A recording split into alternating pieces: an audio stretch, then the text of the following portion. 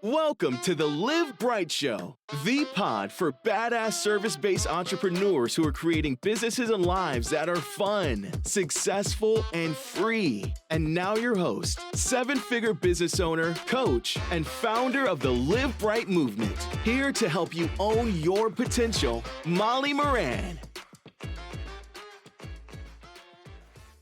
Hey everyone, welcome to the Live Bright Show. Today I've got Rachel Lee Lozina with me. Rachel is the owner of Blue Water Spa. She's got two locations, one in Southampton and one in Oyster Bay, New York. She is an award-winning esthetician. It's a hard one for me to say. She leads a large team. She's an avid traveler. She's a singer. She is funny AF. She's a dedicated mother and wife, and I am so glad to have her on the show today. Welcome, Rachel. Thank you so much for having me. Round of applause. Yay. Thank you. How's for your having day me, going? Molly. Yeah, I'm so glad. My day's going really well. Thank you. Great. I've been looking forward to this call all day. Good. Me too. And this is, as you know, this is the Live Bright Show. I interview mostly entrepreneurs who own service-based businesses. And so this is fun because I always think home service like house cleaning and carpet cleaning and window washing and all that stuff, because that's what I do in addition to the coaching stuff. But you own a spa, which is it's a service business, just a very different sort of luxury service business. And so I'd love to just get right into it with you, and kind of like with a fun question. What's the most fun you've had in one of your businesses in the last year? I think that the most fun I've had, I would say in the last year, was probably in May, June, and July when I opened up my new location. Everybody that's walking in the door is a new client. So it's so exciting turning people on, getting them excited, which in turn gets me excited, and just giving the whole tour of the space and the whole story and the background of everything, and just watching people's eyes light up and say, oh my God, this place is so gorgeous. And just the genuine excitement for us being in town. And I would say that those first 3 months when I first opened the spa was like, wow, okay, I did it. I did a good thing, and this is what it's all about. And just really making people happy. And I think that what I do is so special and nuanced that when people do get the therapy and they do get the care, and at the level to which we do it, they're just so grateful. It's like finally finding what you do, like finally finding a coach that really understands you or really supports you and drives you and makes you excited to do what you already do. So that's what it's all about for me. Oh, I love that. And I can't wait to visit your spa sometime. It's just on the other side of the country. But yeah, it will happen. It will happen for sure. You opened this second location after how many years of being in business in your first location? 17. So Wow. I had been in business for 17 years, and but it took a while. It took a lot longer than I thought it was going to. By the time we signed the contract and we opened the door, it was about a year and a half. Oh, and you mean, for the second location, you mean? Yeah, second location. Yes. Sorry. Okay. Yes, That's for the okay. second That's location. okay. Yes, we opened up the spa in 2008, and that was right during the financial crisis. Like I opened up my business in like mid-August, and I think by mid-September, my clients were like, because I live in Long Island, I live about 23 miles outside of Manhattan. So all of my clients, they all work in finance, they're all on Wall Street. Their husbands are all on Wall Street. They have Wall Street money, right? So all of my clients were literally coming in and like crying, like, we have to sell the boat. We have to sell our house in the Hamptons. Yeah. Like, I'm not trying to laugh, but I like Cry Me a River. But yeah, that was like, it was a reality. Like their husbands, they worked for Lehman Brothers, was kaput. It was a really strange thing to had just opened up a business and then had this huge financial crisis happen, like one of the biggest in the history of modern society, where so many people lost their jobs, so many people lost their income, and the housing market was shit. And it was just like a crazy time. However, I will say that I do think that it changed a little bit, because had I opened and we were doing very well and then that happened, I think it would have been harder to recover. But I started off in a slow and then just slowly just like chug-a-lugged along, and we made it happen. We made it work. So 17 years. And then we opened up Blue Water Spa Southampton after COVID 2023. I was like, all right, what am I going to do? I saw the space in the Hamptons and I took the leap after Drew Barrymore told me to do it. So, Really? hashtag Drew Barrymore told me to do it. Yes. We will hashtag Drew in this podcast for sure. She Yes. still has to come to the spa after she told me to do it. She's like, Oh my you gosh. need to do it. Yeah. Drew, are you listening? You need to come. You need to come to Blue Water Spa in Southampton. In Southampton. When like a celebrity like out of nowhere starts talking to you and then you tell them you're thinking about opening a spa around the corner and they like, how Drew's so dramatic and, very like in your space, effusive, kind of, which I love because that's how I am. I like literally work in people's spaces all day long. When I happened to start talking to Drew and she was like, you're going to open a spa in Southampton. Like you must like grab me by you must do it.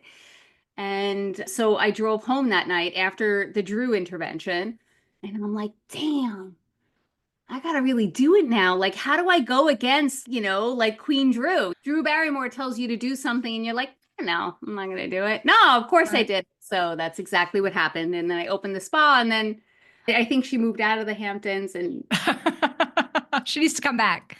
She needs to come back and visit. Can you come to me, please? So it's what you do is so different from what I do in the service world. I mean, you create this incredibly beautiful space that is very high end. And there's a huge output of capital in doing that. And so you did that in 2008, which is scary. Well, it wasn't, I guess you were already planning, but anyway, that happened. And then you just did it again in 2023.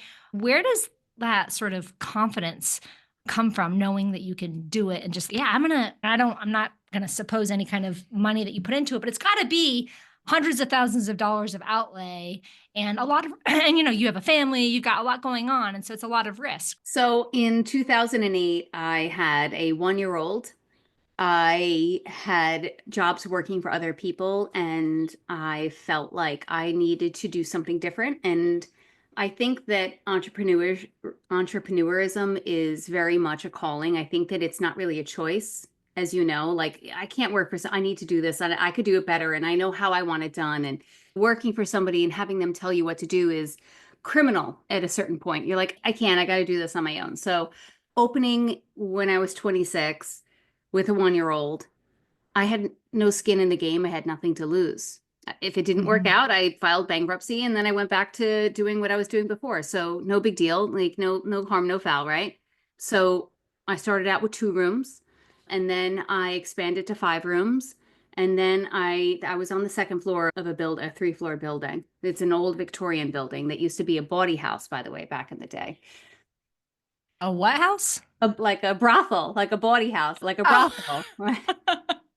Okay. Now it's a bunch of women doing other things, Now a bunch of women working on women, not a bunch of women working on men. 2008, I took over that space. I was on the 2nd floor and then, I started out outfitting 2 rooms and then I, did the 3 additional rooms, because I was like, I don't need 5 rooms at first. I did 2. I didn't have a ton of capital, and then I eventually, many years later, I took over the 3rd floor. So I took over that lease, took over the 3rd floor. I built rooms up there. So now I had 9 rooms. And then right before COVID, I took over the 1st floor of my building. So I had the entire building. And I did that in July of 2019.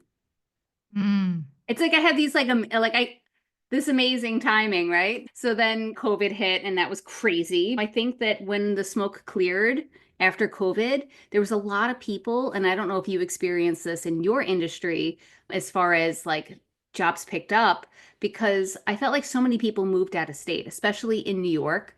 A lot of people left. A lot of people moved to Florida, the Carolinas. They were like, F this, I'm out of New York. It's too expensive. It's too crazy. It was the epicenter of the pandemic. We're not too far from the major hospitals where they have the coolers of people in the parking lot, just like they had nowhere to put them. It was crazy. So we weren't too far from that. Hit really close to home. Everybody was sick. And, we were basically shuttered for 9 months. I felt so many people moved out of state. And I look at it like it was a big snowball, like a snow globe. Yeah, snow globe. Like it just I can see you shaking. She's shaking. Yeah. She's shaking her hands. Yeah. And when it settled, I feel like a lot of people moved out of state, or I think also like you wanted to break up with your hairdresser and you didn't know how to do it. This was a great excuse to break up with your hairdresser and just be like, oops, I fell out of habit. I found somebody new. And so people were, it was a big shakeup. Everybody was trying someplace new and doing something different. So we gained a lot of clientele from that. A lot of people that maybe weren't doing well definitely shuttered immediately. If you were just doing okay, the pandemic killed you, when we were Yeah. doing well. So, we maintained doing well. So I'm very grateful that we survived the pandemic. And then we had, keep in mind, everybody was rich after the pandemic, remember? Blew up for us. We had some of our best years in 2022, 2023. And then so 2023, I was like, okay, what's next? So Right. that's when I decided to go to the Hamptons. Did I tell you this whole story about how I had this like card reading, right? I had this lady was like, I got my cards read, and she goes, "Oh, I see you opening up a spa in the Hamptons." I said, "Oh, really?" Or she didn't say Hampton, she said out east, and I was like, "Where?" And she goes, "I don't know, I don't know." And I was like, "Okay." It ended up being, I looked into the Hamptons. I found this place. I ran into Drew after I looked at the location that I was potentially going to rent. I ran into Drew Barrymore. She like basically gave me her blessing and was like, do it. So that's how that happened. Yeah. Oh, But I guess to answer your question from 40 minutes ago, because now I've just ranted on. I love I it. feel like you have nothing to lose, right? When you're young and you're just starting out. But when I went to open up my second location, the stakes were much higher.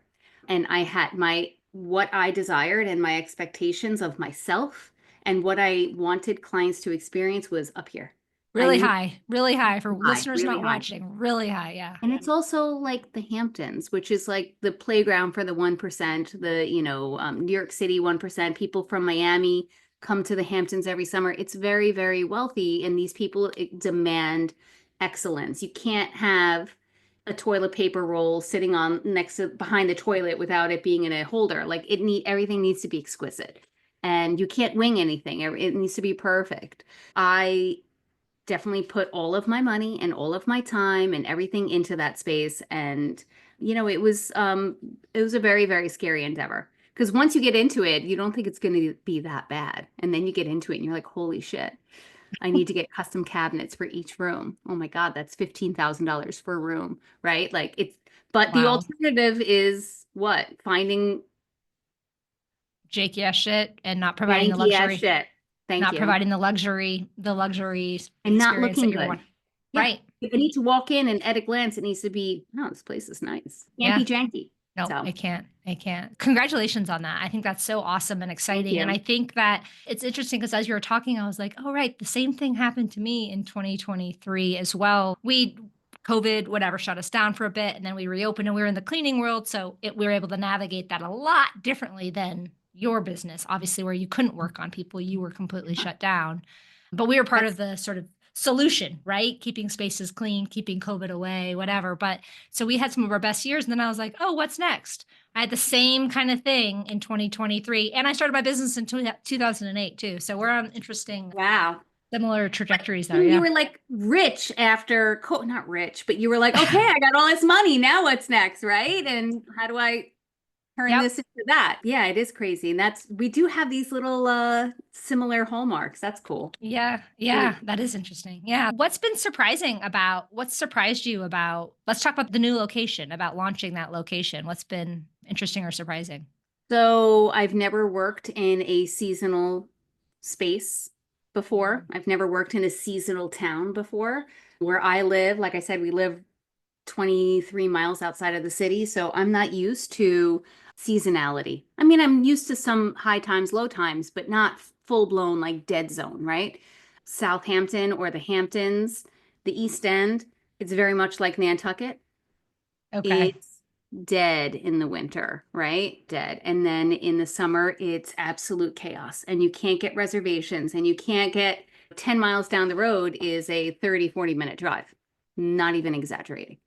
I was not prepared for the seasonality of the business, and the majority of the businesses in my town And we have some really big names as far as clothing stores, fashion stores. We have, an Alice and Olivia and a Michael Kors and a Zimmerman and all of these high-end clothing stores that absolutely shut down on Like Labor closed, Day like they're not open, not open.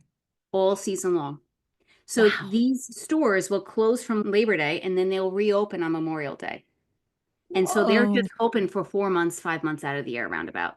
Depends. Some of them open a little bit earlier. Sometimes they'll open in April, but they're closed all season long. So if that's a testament to the amount of volume that they do during the on season, they're making enough money to make it make sense where The they're rest. not open for the rest of the year, which is absolute bonkers to me. That's Everybody told me and warned me that we were going to have to close down. And I was like, I'm not doing it.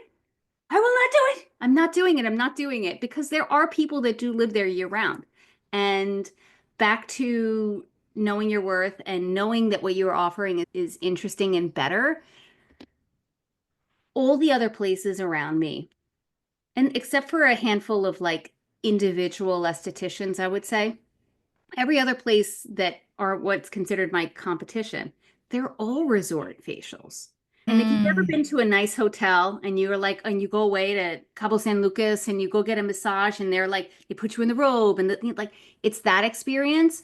That's not us. That's a resort treatment where they're not going to make your face red. They're not going to pick your pimples. They're not going to stretch your neck like at the nail salon. And they're not really going to do anything that can cause any sort of injury, trauma, sensitivity. They're not going to be too harsh. And, my answer to that is that's nice and well if you're looking for a relaxation treatment, but that's not what we offer.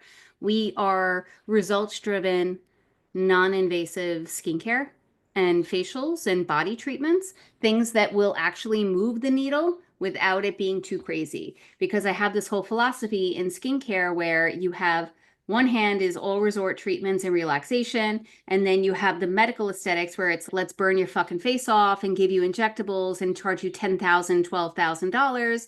And where's the in between? Can't we okay. make your skin look good and it feels good? And that's where we are. That's who we are. Result driven, non invasive skincare that actually moves the needle and changes your face without any intrusion or pain.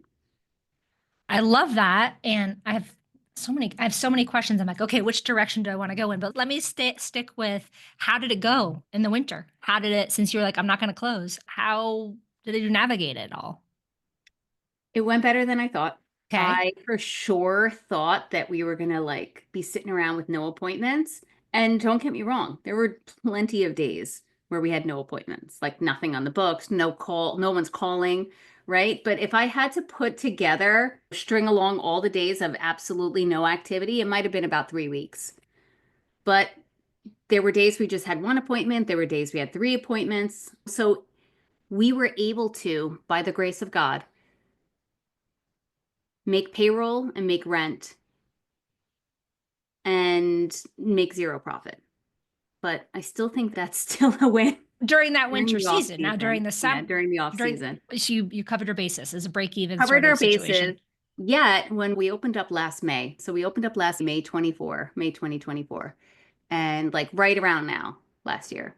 And by June, we were making appointments. People are coming in. People were just walking in. What is this place? Oh my God, it's so beautiful. Look at this place. And then by July and August, we were doing better than we were doing in our other location, which Okay. is mind blowing. Right. It's Well, very so little. congratulations, you Thank broke you. even this winter. You didn't have debt to fund that, Didn't have to right? go into debt, didn't have to borrow money from my other business, didn't have to borrow money from my personal, which is always like a Right. big, most Yeah. people, when you go to open up a business, you're borrowing your own against your own income, right? Yeah. I didn't have to do that. So I'm very grateful for that.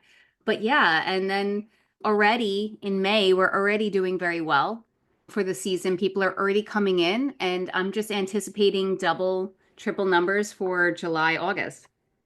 That's phenomenal, Rachel. Congratulations. I'm Thank you super so freaking much. excited for And you. keep in mind that you can't do SEO really when the business isn't open. All of that optimization, all of that AdWords, there was no point in launching any of it. And it does take time and momentum to get going, to get that It does. It does. AdWords and the SEO working, and it takes time. So we did all of that just through sheer determination, pumping the ads out, getting people in the door, getting the reviews, asking very politely, can you write us a review? Did you like your service? If you did, could you do us a favor? We're brand new. These things help. Could you do this? And really just personally asking people for reviews, because the more reviews you have, the more Google likes the way you look and the more they pop you in. You know, as an entrepreneur, you have to think outside of the box, which I was. Because the Hamptons, and this is like for any entrepreneur out there that's just opening and looking to kind of, there were some things that I did that I was like, wow, that was a good idea. I started looking at people that on Instagram, I was finding people like influencers that came out to the Hamptons. Now, in my industry, I love influencers because influencers are like amazing. In your industry, it's kind of hard to find an influencer being like, wow, I love my clean house, but not quite as easy, but yeah. Yeah, no, not quite as sexy. If you're influencing, it has to be something that's considered sexy or cool, right? I started reaching out to people that I saw that were just posting themselves. I looked up Southampton, hashtag East Hampton, hashtag Hamptons. And I started looking at people's profiles and I was like, okay, I like the, and I clicked on everyone's profile. I started looking through all of their posts and I said, this looks like a good person. And then I followed them and I started like a nut job, liking their comment, liking their stuff, commenting on their posts. And then I'd message them. And I said, you know, I just opened up. I'd love to be considered for a collaboration. Would you consider coming in and, you know, I'd give you a free facial and in exchange, you could create a post for me. And I sent that to about 150 people. And about 10 to 15 people were like, yeah, no problem. Maybe even more. And there's still people that I'm like in their purgatory list. You know, like they haven't accepted me as a friend and that my message is just like sitting there, but that's fine. One day they will follow me and they'll be like, oh my God, 2 years ago, she messaged me. And maybe they'll accept it then. Who knows? Who cares? I'm always willing. And that's the other thing. I'm always willing to barter, exchange. My whole philosophy in business is get them in the door by any means possible. Get people to actually walk through my door, get to meet me. And once we're there, we're done. Because I can not win people over because I'm so amazing, but it just. Well, yes. And yes. The passion and the expertise and the information and the sheer 23 years of doing aesthetics comes through. And everybody, you know, aesthetics, not to talk shit about my industry, but aesthetics is like the new real estate agent. It's like everybody's an esthetician these days. Everyone's in aesthetics. Kind of like everyone, like, I don't know what I'm going to do with my life. Let me go into real estate. And either they stick with it or they just do it as a stopover before they do something. Totally. So everyone's a coach too. Everyone's a coach now. I don't know if you noticed that one. I'm like, yes, everyone's Jesus, a new coach. Get out. You haven't done it yet. Like, how can you coach, you know? Right. Anyway. Right. And so I feel like everyone's an esthetician now. There's like 150 new estheticians every year or quarter in my hyper local area. So it's kind of crazy. And then why would anyone want to go to a new esthetician when they've got you? I wouldn't trust my face in that way. If you find that answer out, I'd love to know because I hear you. I do think that it's about nowadays, it's more about how good are you at Instagram? It's just like an influencer. It's like, are you really cool? Are you really that pretty? Is that a filter? Is that real? Or is that a fake background? Like everything is so contrived and fake these days that it's really hard to, you know, weed out what's reality and what isn't. You know, is that a real handbag? Are you really shopping at Chanel? Like it's just for that type of person, you know? You're traveling all over the world. What are you doing? I don't know. It's like what inspires people to do things that some people that they really like that kind of content. I don't. I want real, raw, honest, right? I want to see somebody's reality. I want to see their face with no makeup. I want to see them talk about what they know, their knowledge.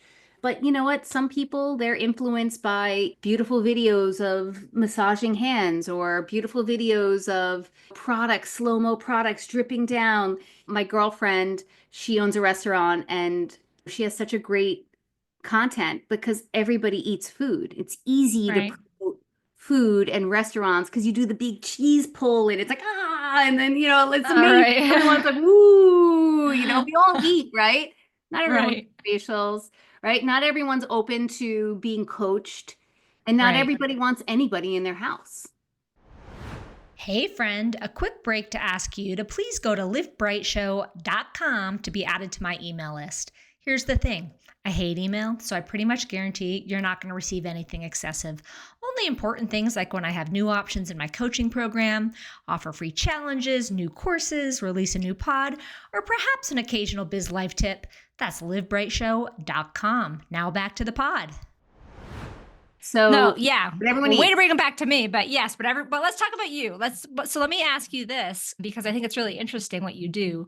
You obviously take a ton of pride in like your skill I do. and your knowledge and everything. And what you do is so personal. So you're a service-based business. It's incredibly, we always talk in the house cleaning world, what we do is personal. We're not landscapers. You can't just send anyone to clean somebody's house. Like you're like touching their sheets, you're like cleaning their toilet. It's You're very letting personal, people right? behind the curtain. And a lot of Right. people, I know people that are like, I'd never let somebody in my house, or my house is too dirty. I have to clean it before they come. Like that's their mindset. But yeah, it's a very personal business. Keep going. It is, yeah. And so for you, like you've got to hire people who are at such a different level in terms of training and education for the level of service that you're providing, right? And no, I mostly hire new estheticians. and then you teach and train them. Yeah. Okay. Sometimes I'll Interesting. hire somebody that has experience, but a lot of the times, girls in my industry that have experience, I don't want to say they think that they know everything, but they don't want to be told what to do. They're like, well, I did it like this before, and I have to untrain them and teach them new ways. I'd much rather hire a new girl, and I do the whole like hire the personality, train the talent adage, and just train them and get them, have my expectations and go from there. So I don't really train experienced. Well, and that's what I was going to ask about. Okay. That's I was so curious about that, because and what you're doing is you're working on people's faces. And so like the sort of like I think about quality control in the cleaning industry, and I'm like, how do you have quality control with what you do, and what do you face? What kind of specific challenges do you face with clients? And it's hard because you don't really know what's going on behind the door. You show them how you want things done, and there is quality control as far as like, we ask for feedback and reviews and things like that. But sometimes people are going to be unhappy for the most benign reason, whatever, the room was too hot. The room was too cold. Something, I didn't like the music they were playing, or this one lady was like, I felt like the products were really watery. And it was like, okay, like you're not in a position to really make that judgment call because you're not a licensed person. But that's like someone being like, the cleaning products didn't clean well, I didn't think they were strong enough. And you're like, I don't know. So sorry, my dog's barking. That's okay. But yeah, it's like, it's really hard to have that quality control. And, I do sometimes do secret shoppers and send people in and see how they handle things, see what they talk about. I've had clients complain to me, oh, the esthetician, they just like talked about her like love life or her breakups, and it's like a lot of what you do is you're building these relationships with these people. And sometimes you think that they're your friend and you're like, oh my God, you won't believe what happened. I went out on a date with that guy, remember? And then, like the client cares, but they really don't. They care about, everybody just cares about themselves. You hope that they're doing a good job, but you're really not sure. And then also there's the other aspect of you don't know what they're using behind the door. They could be doing like free upgrades and getting big tips behind the door. There's like a lot of. Actually, interesting. So you face a lot of the similar challenges that we do, like truly. Like bad boundaries, doing things outside of the scope of work for tips. Same thing. It's like we say we hire for integrity and train for skill so that we can avoid as much of that stuff as possible anyway. But there's always going to be high turnover just simply because not everyone's going to fit with your values. And also, we have a team of women. They're all women, right? We have an entire team of women, and sometimes people just don't fit in. And that's tough. Because people are like, oh, the personality doesn't work, or they're very, they're takers and not givers, or, like whatever the flaw may be, you're working with a group of women and it's like, making sure that everyone vibes together. That's a really important thing too, unfortunately. And, there's a lot of mean girl shit that goes down. Of course, women are going to be women and they can be catty and bitchy. And, oh my God, did you see what, she didn't help me. And I was super busy and she was just sitting in a room, wiping down bottles, and she could have helped me do this, that, or the third. And I was back, that kind of stuff. But I will say, I will challenge you. I know you're saying women are catty and yada yada, but like we employ a variety of types of people in my business, and we deal with it the same doesn't matter. shit. No, it doesn't matter. It's people But are people, and yeah. You know what we do, which is very different in our industry, and that I think does set us apart and creates better work situations, is we don't pay commission. In my industry, 99.9% of everybody, hairdressers and estheticians, they'll get a small hourly and then they'll get 30, 20% Right. commission on their service. And what that does is it creates a lot of like, that's my client and she sees me and, I don't want her seeing somebody else. And, we got away with that a long time ago. Maybe about 12 years ago, we transitioned over to just straight salary based on skill set, based on experience, based on sales, and based on retention. We increase your salary based on all of those things. If you've done well, things are doing good, you have good retention rate, you're doing good retail, you're upselling in the treatment room, people are coming back. We want to keep you, obviously, then you're a good egg, right? But it creates a lot of like possessiveness when you pay people by commission. That's my client. And I don't want Mary seeing her, because if Mary sees her, then she might like Mary. And I don't want Mary seeing her. So, I'm not going to say, oh, have Maria come in and help out. So Right. we did away with the commission, and now the girls are getting paid no matter what they do. If they're not working, they're getting paid. If they're working, they're getting paid. And then they have retail incentives, but that's how we do it in our business. So it's definitely helped with this sort of weird ownership of clients and that sort of thing. Has it also helped with retention? It's helped with retention because I feel like the girls are less catty. Employee retention.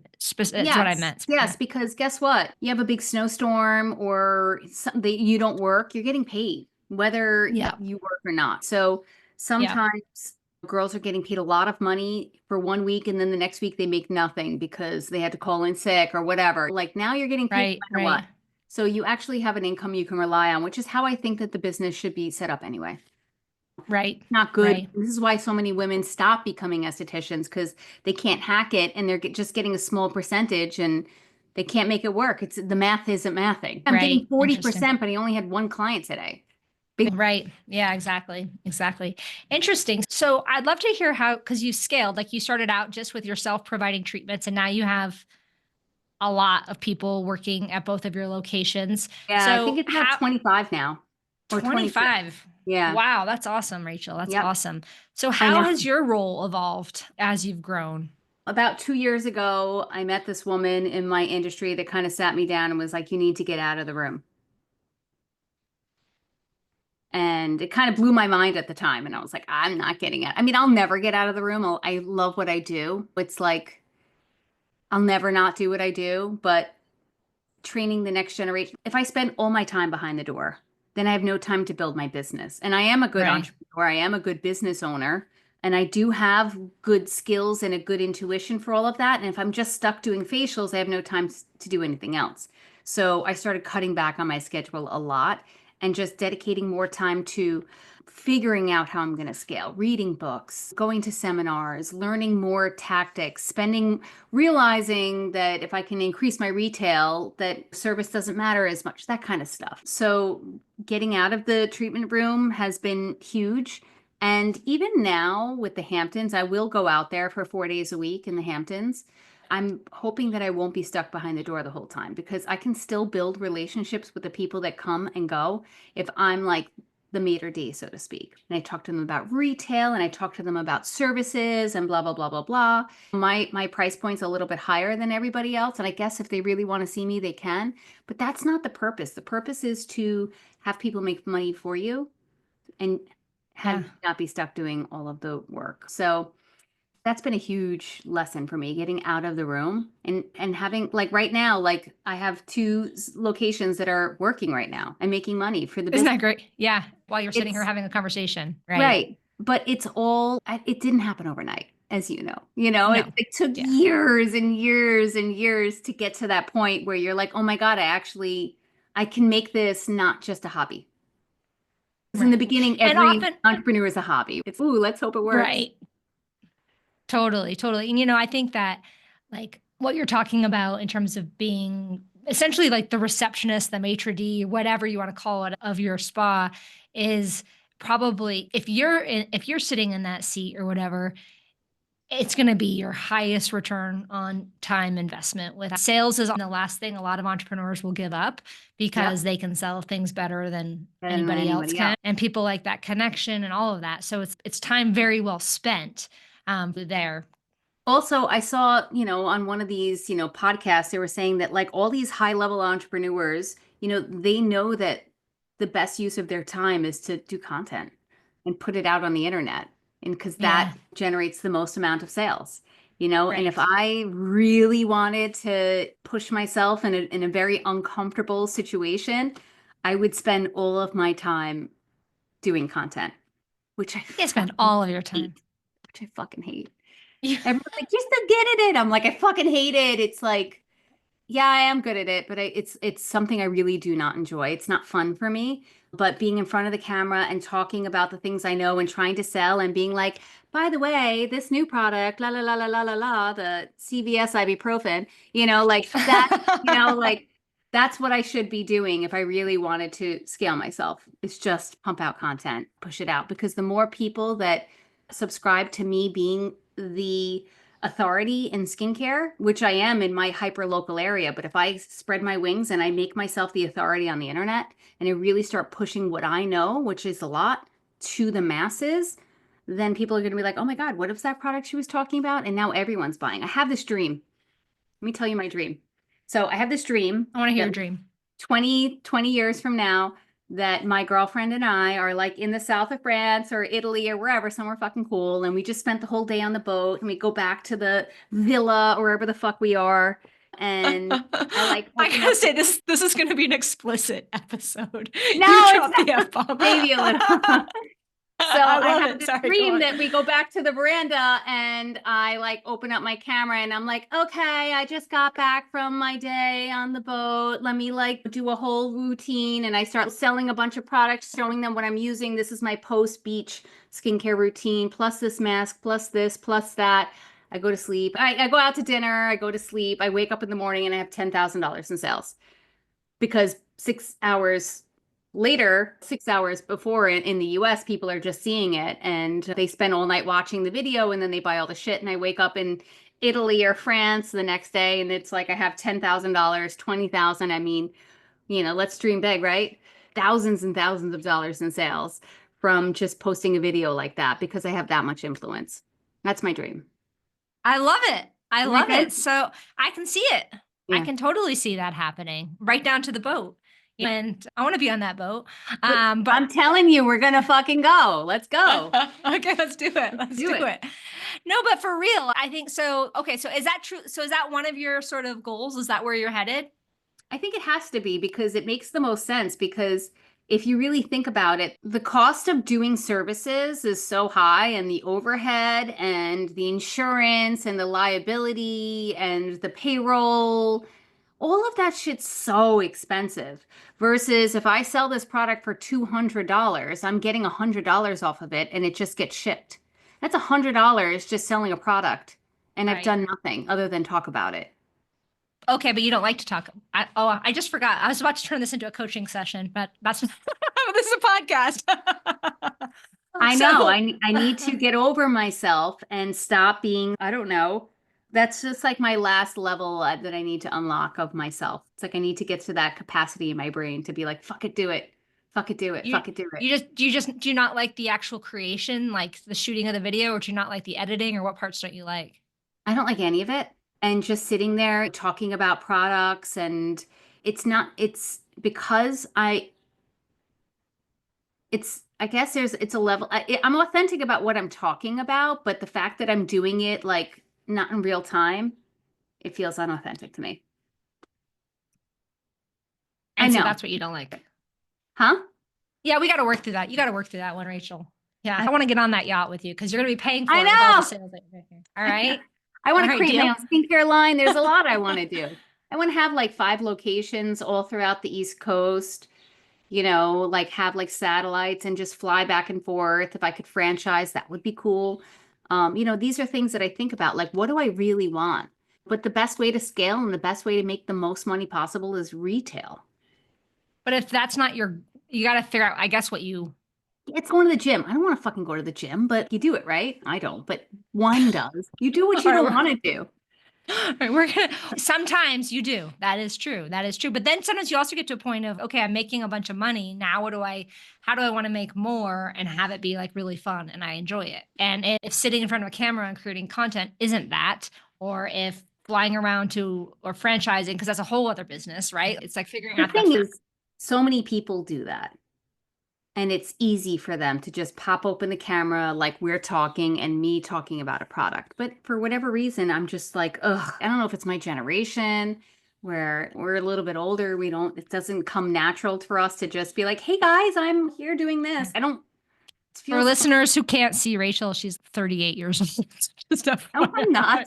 Old. What are you, 42? 44? I will be 44. Okay. All right. Anyway, I'm like, for our You're like, generation. okay, you're a little older. You're a little bit older than I thought.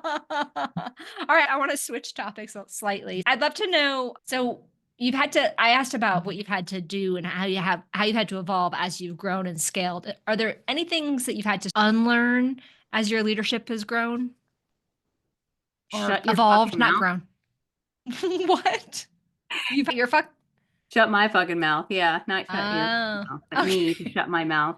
Yeah, that I got to learn to shut my fucking mouth. I think that's probably one of the hardest things in life is like, don't always say, like, sometimes I find myself talking about things and I'm like, why did I say that? Like, why do I feel like I need to say all that? Why don't I just sit back and be a little bit quieter and just kind of observe and not talk as much? So that's something that I feel like I need to unlearn is to not everybody deserves all of my information and I have a lot of it. And sometimes I find myself like giving very key things away to people. And I'm like, why did I just give them one of my trade secrets to somebody? I do that a lot, but I'm also a giver. And that's part of who I am is to share everything and to just lay my soul bare to people. And sometimes I have to learn that, like, you know, maybe I shouldn't tell people all the things I want to do in my life as I'm like, here's my dream in life, guys. Everybody knows Drew Barrymore is going to know. For real. So I think that's a big thing that I've had to unlearn. And honestly, because I've started this out so young, because I was 26 when I first opened and I was 23 when I became an esthetician. No, I was 21, something like that, 22. And then I was 26 when I first opened my spa. I feel like I didn't have to unlearn things because I was learning as I was going because I started out young. So not too much, but Rachel needs to shut her fucking mouth. That's something that I'm still working on. Ask me again in a few years. Okay. Let me ask you a little bit about sort of navigating you've got a lot going on, right? You're a busy entrepreneur, you're a mom, you've got a spouse, like you've got a very, very full life. What's one small thing that you do every day? Because you're really into self-care, if that's what you sell as well, right? And so what's one thing that you do that's sacred in your day that you wouldn't miss? Taking a bath and reading a book. It started out when I was pregnant and I just always loved baths. And then it just started becoming a thing that I did. And then when I would come home from work, and keep in mind, it's like a Broadway performance, right? Broadway. It's like a Broadway performance, right? Every day at work, it's like you're putting on a show. And not that any of it's fake. It's just that you need to be on, you need to be talking to people, you need to also in one breath work on a client and then the next breath talk about work and business and coach the people that work for you, that kind of stuff, right? So it's like you're constantly. So when I would get home, I like needed to like decompress, and it was like I would go from one chaotic situation to another, and I would come home from work and I would have like small kids and kids that would be like, mommy, mommy, mommy, mommy, mommy. And I always did this thing where I would go into my bathroom and I didn't lock my door, but I would be like, it's mommy's time. Leave me alone. You know, like mommy's reading her book now and I just need a little bit of time. And then I would have a moment to just completely unplug that part of me, sit down, turn my mind into something else, which is like a book. I read a lot of fantasy stuff. So it's like completely different worlds that I'm living in. And then I would read that, live in that world for a little bit, and then go back to this world. But it was a very hard transition for me to go from one world to another.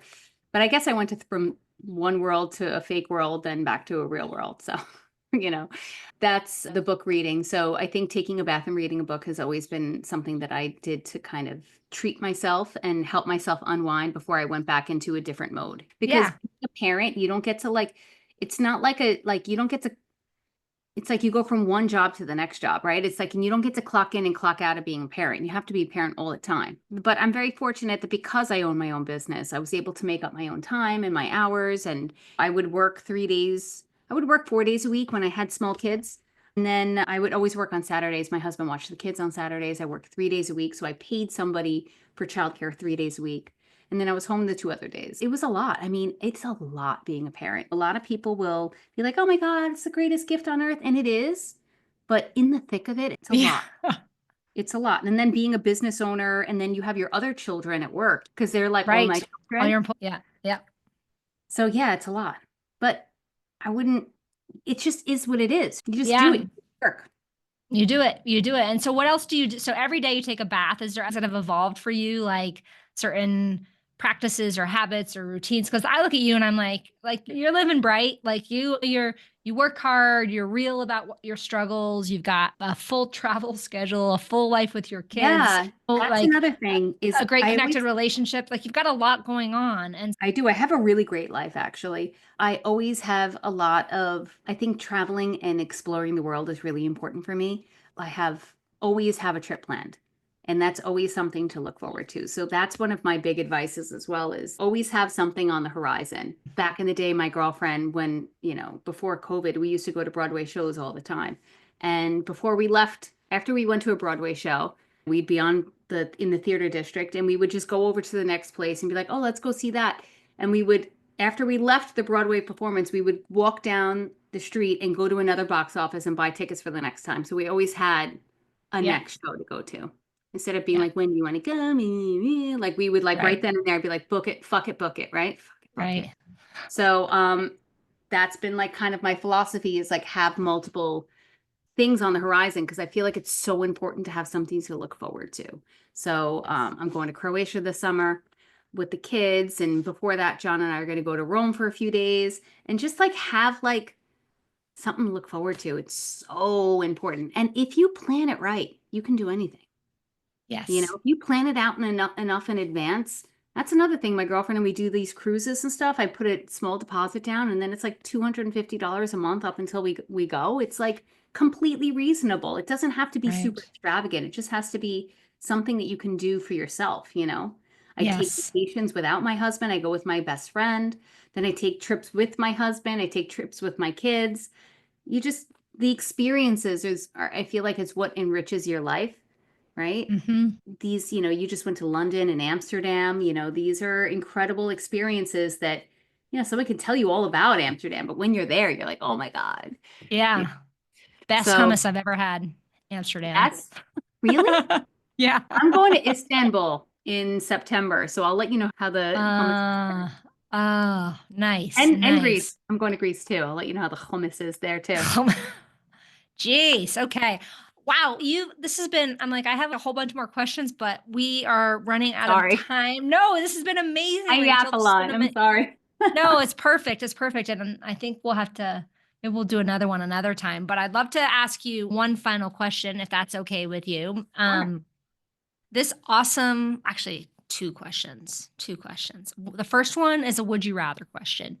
Okay. Would you rather, buzz around in space in a spaceship or buzz around in a submarine under the sea?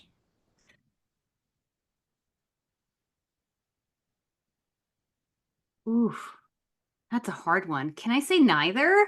You can. Yeah. I did go into submarine not too long ago, and with these that's a little scary. I guess it's really both. I think I would do the spaceship. Yeah, I would do the Water. spaceship.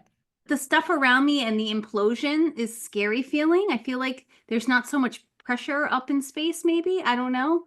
And if you explode, you just explode. Yeah. And you're like, and then you're scattered into the universe, and then literally everyone's just breathing you all the time. Part of the stars. Like you're part of the stars. That's all right. All right, last question.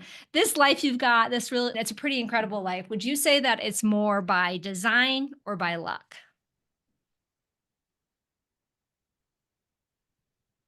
I feel like it's a little bit of both. I feel like, first of all, I'm very, very lucky. I mean, how many people get to actually love what they do for a living? Like, I love what I do. It's my passion in life, and I get to make a career out of it, and people pay me for it. That's just, I feel like that's like hitting the lottery. But I never went to college, and I never took any business classes, and I never stepped one foot in college and never did anything. I have a high school diploma, and that's that. And I don't know how I got good at business or understanding, but I feel like that's luck, or it's a part of my life path or whatever. But I just happen to have a pretty good business sense. No one taught me anything about that. It just happened. And I feel like that's luck. Some people that are super passionate about what they do, and they just have like terrible business sense, and they have no understanding of how to evolve or grow or how to reinvest in the right ways. They buy machines that are terrible, or so I don't know. I feel like it's a combo of the both, but I feel incredibly lucky. I have a husband that I love. I have 3 healthy kids. I live in a beautiful house. I work really hard for all the things I have. And it is by design, but I get to travel the world, and I get to do what I love for a living. And the best part is I get to work on incredible women. I get to work on because most of my clients are women, but I get to work on these incredibly, and I also think that maybe helped me too, is I worked on these really, really smart women that gave me a lot of life advice, and I learned from them at a very young age. And also, one of my superpowers is connection, and I like to connect with all of my clients. So I feel like they taught me a lot, and almost like through osmosis and through the connections that we have together, I've learned so much from them. So it's absolutely both. But there is an element of making your own luck and not being afraid to make mistakes and taking these big risks and being like, fuck it, book it, right? Fuck it, let's do it. What's the worst that happens? What's the worst that happens? You fail, and then what? And then you go, what's the worst? You go back and get another job working for somebody else until you get the inspiration to do it all over again. Most entrepreneurs have many failures before they find the right thing. So I haven't failed yet. Yeah. Good for you. That's awesome. I know, but that doesn't mean I won't. Yeah, you probably will at some point. Yeah. I probably will. Probably make some mistakes, probably invest in things I shouldn't, machinery or locations or whatever. Fuck it's all part of the learning. Fuck it. It's all part of the learning process, right? Right. I think that this podcast title should be just fuck it. Fuck it with Rachel. Okay. You got it. That's what it's going to be. Fuck it with Rachel. Fuck it and a little bit of leadership with Rachel. There you go. Molly, thank you so much for having me on. Rachel, what a pleasure. Thanks for being here. And that's a wrap for today, everyone. Thanks for coming to another episode of the Live Bright Show. If you want to find Rachel, all of her information is going to be in the show notes. But Rachel, give us a quick shout out. I did forget to ask that. Where can people find you? Find me on Instagram. That's my best. Blue_water_spa. Okay. Blue_water_spa. And then you're going to get lots of tips, potential to buy cool products, whatever. Connect with Rachel, book a facial, whatever it might be. Thank you so much, Rachel. It's great having you here. And that's it for today. Thank you for joining us for another episode of the Live Bright Show. If you enjoyed this pod, please go to livebrightshow.com to be in the know for new program offerings and podcast releases. Molly has more awesome guests and content coming your way, so you're going to want to be on that list. Also, just because you're still listening, it would be incredible if you could go ahead and subscribe to this podcast and provide the show with a 5-star review. You know how they help. Go forth, have fun, and live bright, friends.